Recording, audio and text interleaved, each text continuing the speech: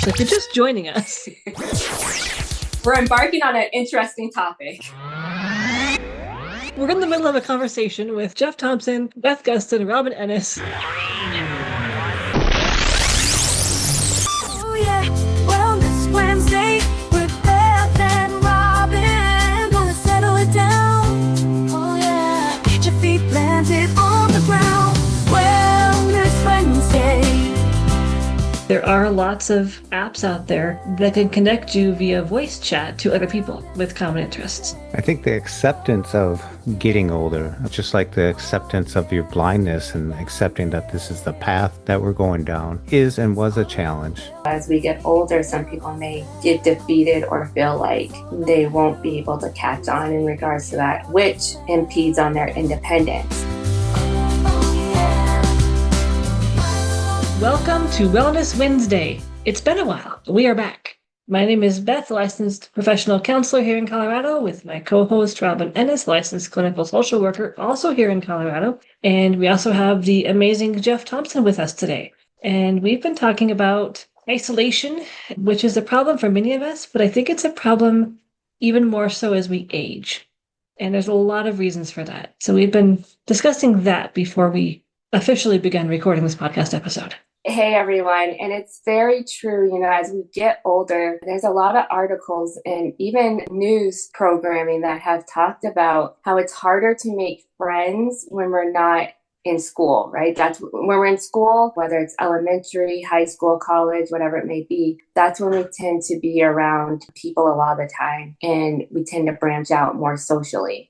As we start to leave school, right, we spend a lot of our time at work. And so we spend a lot more time around colleagues. And actually, some people even said we spend more time at work than with our family. But then what happens when we retire, right? And then that's where it can become even more prevalent, the isolation or lack of friends. Yeah.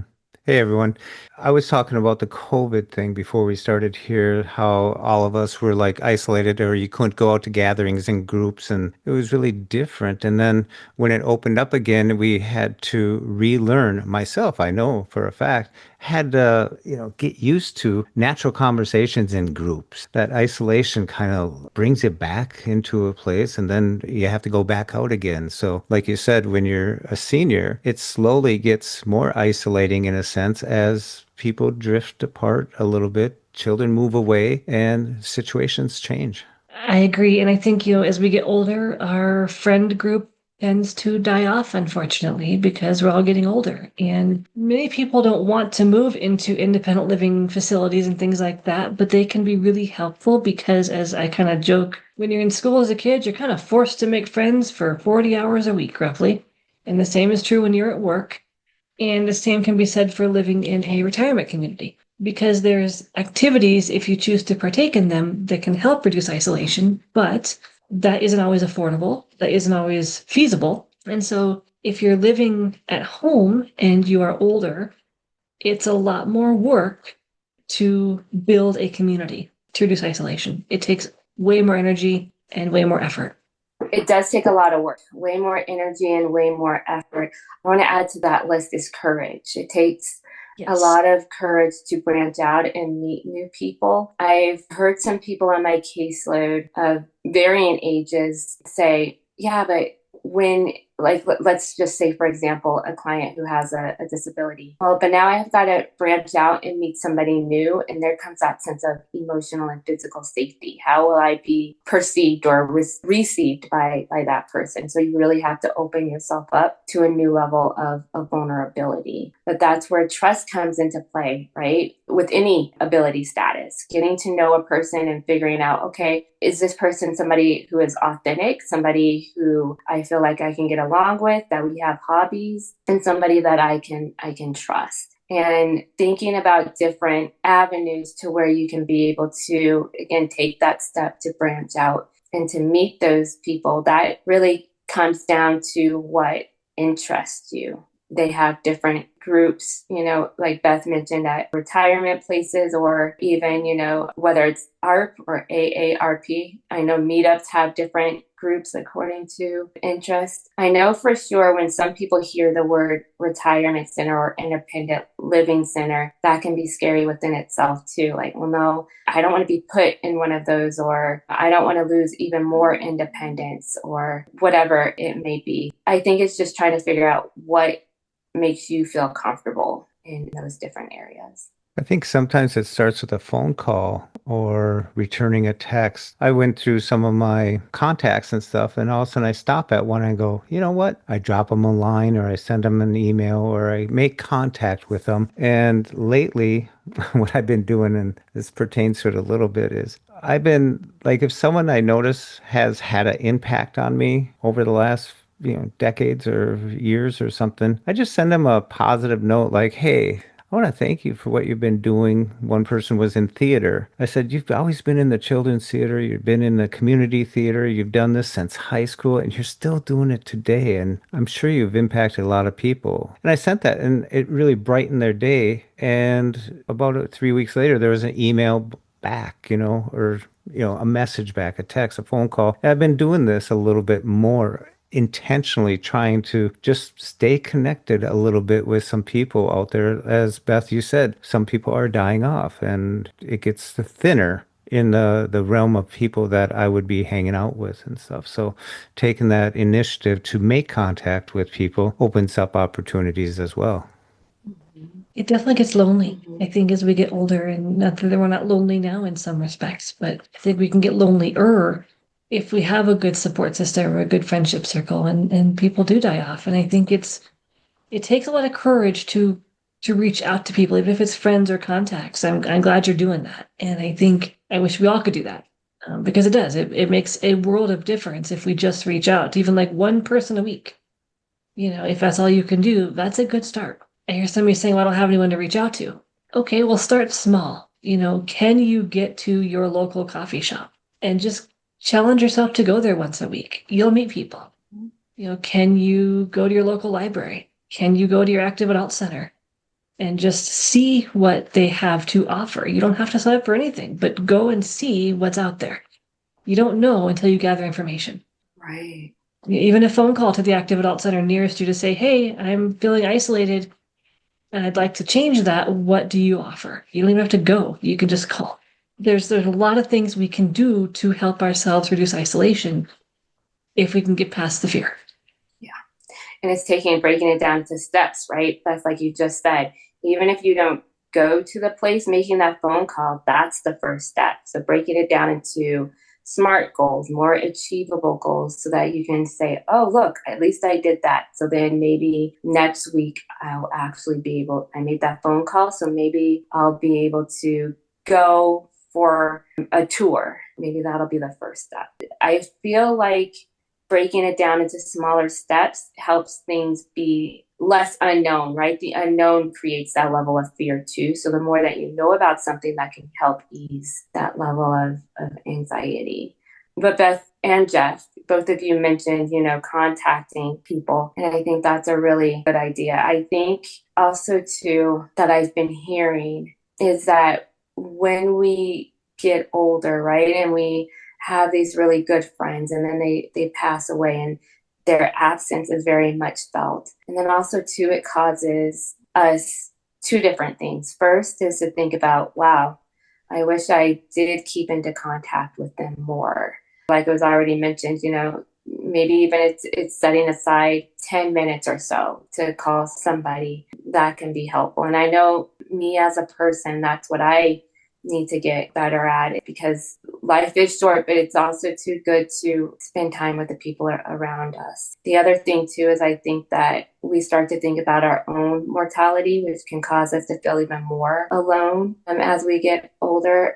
Okay, so this is happening to my friends, people around me, people are my age. That's scary. That means that this is going to eventually happen to me. So it causes people to confront that level of fear of death as well. I think the acceptance of getting older, just like the acceptance of your blindness and accepting that this is the path that we're going down, is and was a challenge. And as you get older, here it comes, the reality of your surroundings, the people that you once knew. The generation ahead of you is thinning down, and you realize it's a road that leads to there. And the isolation just kind of makes that grow into a way that it's uncomfortable sometimes. And if you can make contacts with people, maybe they're thinking the same thing. And maybe that conversation can draw you to or a group of people together in a sense that, hey, we got to stick together and do something about it, or I got to get out more, or I got to find a way of getting out more, or what's going on in the city, what's going on in my community, what's going on in associations, organizations, and that type of thing. Or am I turning down those birthday party invites? Am I turning down things? Am I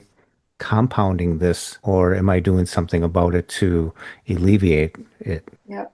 I want to add that to culture, because there are some cultures who are very collective and where they view getting older as wisdom, right? It's a prized possession. It's something to be gained. And whereas I think in more individualistic societies as ours, getting older is more challenging because it's more viewed in the realm of what are we losing versus what are we gaining. I agree with that. And I'm thinking two things. I'm thinking one, death cafes are coming to mind, which is where you actually go and you talk about all things death. And it can really help with that acceptance piece if there's a death cafe near you. But more importantly, I think something else to touch on here is we're discussing aging, but we haven't discussed in depth aging with a disability, which compounds the isolation, in my opinion.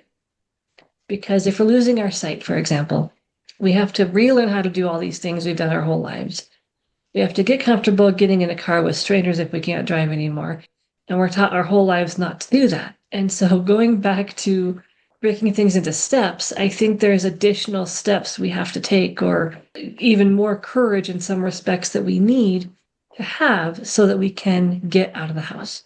Yes, yes. I agree. And that's one thing that I've been talking about with my clients. I want to throw a shout out to the caller really quick who brought up this topic, because it is something that a lot of people are facing. And again, we do listen to your phone calls and your emails. So thank you for the caller. I hope you know who you are, but thank you for bringing this up, because aging and disability does add challenges, especially if your disability requires use of technology. I know that quite a few individuals on my caseload, that's a challenge, is they feel like, well, now that I'm getting older, my memory is changing and I have to remember all of these, like let's say a screen reader. I have to remember all of these different keystrokes, and it's hard for me to retain the information. And technology can be very daunting to learn, and it's constantly changing. And so as we get older, some people may get defeated or feel like they won't be able to catch on in regards to that, which impedes on their independence, because now technology, a lot of it does help us become more independent. I think when you're talking about technology, there's stuff like Instacart, an app that you can get on your phone and you can do your shopping. And we all loved that at one point, because otherwise we would have to find a ride. We would have to find someone to help us do this. And it involved a chain of events that would have to come about, and miraculously you got groceries. And now with Instacart and stuff, you can just swipe and tap and do this, wait a little while, and they're at the door. You just have to bring them in. But that takes away that interaction that you had with your shopper, with the person who drives. You know, if you worked it out every 2 weeks or something, once a week or something, that you do stuff like that. These apps have, like, combining aging and combining a disability. The things that are helping us are also isolating us too, in a sense, because we don't need help with everything else. Where at one point in my journey, I did involve a driver. I did involve my family more and stuff. And now the more independent I became, the more easier it is to fall into isolating myself. I agree. It's also challenging to learn those apps. So I think of my clients who are older and who now have to learn enough technology to learn how to use an app to get their groceries. And that's an extra layer of challenge that it can be really hard to master that. And so I think there's this extra layer of like, well, now what do I do? Because I don't know anyone who can give me a ride necessarily. I don't know how to use the app. How am I going to get my groceries? And we all figure it out. We all find our system. We find our way. But I think I just want to highlight the challenge to learning the technology to get your groceries, for example. And you're right, Jeff. I think technology is wonderful, but it has actually increased isolation in many respects. On the other hand, if you are a fan of, say, like Discord, or I think Clubhouse is still around. I don't know, like WhatsApp, maybe an example, but there are lots of apps out there that can connect you via voice chat to other people with common interests. And again, you have to use the technology, but there are ways to reduce isolation and never leave your house. I'm not supporting them. I think getting out of your house is better. But again, if we're starting small, if virtual is what you can do, then do it. I agree. There's also two things that I want to add to that, though. Going back to Instacart or any other shopping app, I feel like it is a building block, right? To get people familiar with shopping, like let's say they have a visual disability or whatever it may be, building up their confidence in that way. However, though, with those apps, and as we get older, or if we don't have employment, those apps can be expensive in terms of delivery fees or service fees, all of those fees. When I get to the end, I'm like, how did it get that expensive? So that's another drawback. And if people are able to go in person, like if they have transportation, luckily in Colorado, for people who don't ride the bus system, we have Accessoride, which is through the regional transportation district. It's a special bus for those with disabilities, or they've teamed up with Uber and Lyft to offer vouchers for individuals as well. Check to see what your state has in terms of free or low cost transportation so that you could go to the store in person and ask for a personal shopper, because they do have those. And that way you can get the interaction and be able to feel your fruits or your vegetables or whatever it may be. I think too, with vocational rehab, especially in the senior units, they do have groups that meet, and it might be in the kitchen to learn more about labeling your kitchen or some tips and tricks that people are using. And you might be able to bring some of your skills there to help others as well. Not only is it an opportunity to learn stuff, but it's an opportunity to get to know other people who may be going through the same thing, especially in the age group that you're in. And if you're younger than that, there are organizations out there that do gather, and then they have divisions that are geared towards interests that you may have, where that might be something that you want to do. I know the ACB has a lot of online stuff that groups meet and they talk and chat, and they have schedules and stuff. It always seems like they have something going on, which is impressive to see that they have that. Then they have something that goes out each night so you can see what's coming up on that day, and you can tune into some stuff, which may lead to you getting to know other people and finding out what their situation's like and see how it compares to yours. And maybe there's some solutions there. Mm-hmm. Absolutely. And there's also ACB, NFB, Centers for Independent Living are also good places to find support groups and peer support, and more specifically. So learn about your resources. And if you don't know, ask. The person you ask may not know, but they might know someone who might know, and so on and so forth. So don't be afraid to ask. We don't know what we don't know. But there are lots of options out there to connect, whether you want to connect with others who are visually impaired or blind, or people who are not, and more around a common interest. I'm thinking about online book clubs, for example. They're out there. You have to dig, but you can find them. You want to learn a new language. There's groups out there to do that virtually and in person. So think about your interests and see if you can align a group with that. And it makes connecting easier when you've got a common interest to start with. I agree. Yeah. I just want to reiterate what the both of you said. I don't have anything else to add, right? It's always good to know your resources, and even if they're virtual resources, maybe they'll lead to in-person resources so you can be able to get out more or whatever, helps you. I want to give a shout out to one more. You Don't Look Blind is ran here in Denver, but they have people nationwide that connect on their Zoom call. And I have not joined, in full disclosure, but they have an in-person once a month meeting here in Denver, but they have a Zoom, I believe, once a month online meeting as well. I've heard very, very good things about that group. So another option to add to your list of resources. That's a good one. It'd be neat to see your friends going, I don't know what's going on with her or him, but they're always busy now. What's going on? And then they might want to start to tag along. So I think it's contagious. If you start doing something and other people are wondering, they bring them along. But when you mention Zoom conferences or Zoom meetings and stuff, I know a friend of mine and his school buddies that he grew up with, they meet I don't know if it's every Wednesday, once a month or whatever they do, but they meet. I'll talk to them sometimes. What you doing? Well, tomorrow I have that meeting, blah, blah, blah. And they sit on the Zoom and just reminisce and talk. So, they're connected. So that's maybe an idea too. Mm-hmm. There's also adaptive sport options out there. So if you are still able to do things like hiking or, depending on your age and ability, rock climbing, or skiing, or, there's different adaptive options out there to still do the athletic activities if that's something your body will let you do. Mm-hmm. And traveling.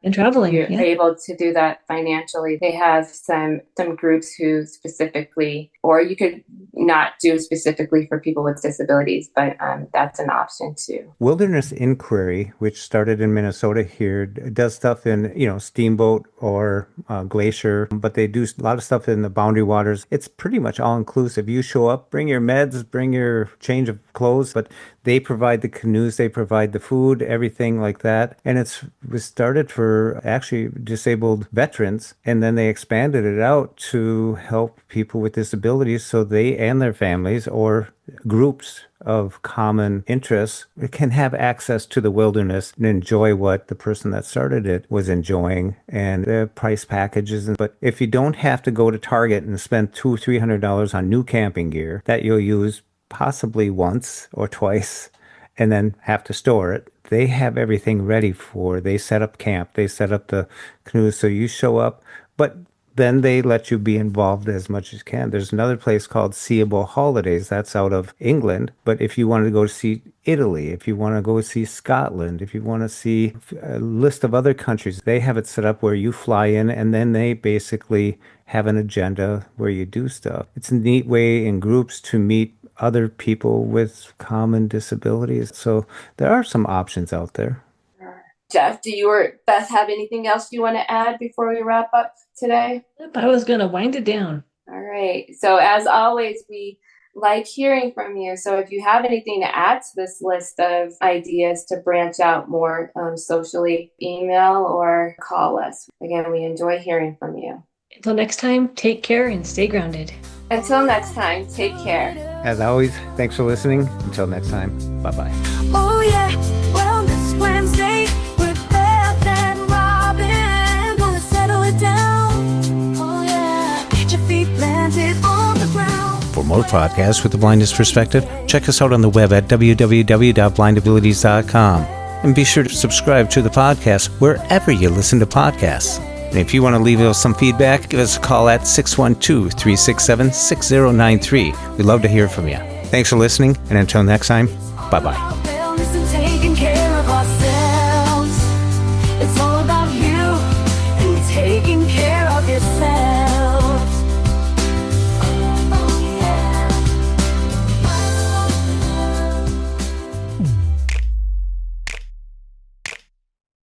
When we share what we see through each other's eyes, we can then begin to bridge the gap between the limited expectations and the reality of blind abilities. And the realities of blind abilities.